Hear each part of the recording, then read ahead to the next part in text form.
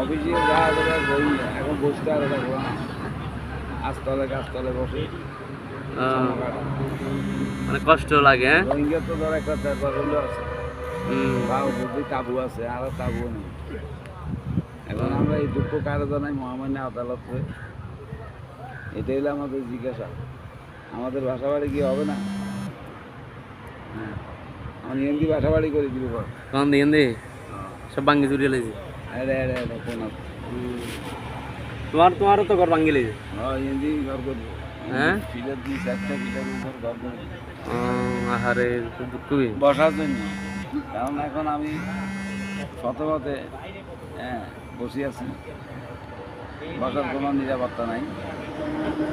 রোয় দিয়ে বৃষ্টি ধরে আমাকে এগুলো ভুগতে হয়। কিন্তু লেফটিনও ভাঙিয়ে লাগবে।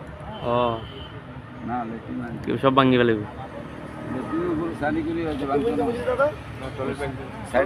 সাইডে গুলো খুলবো।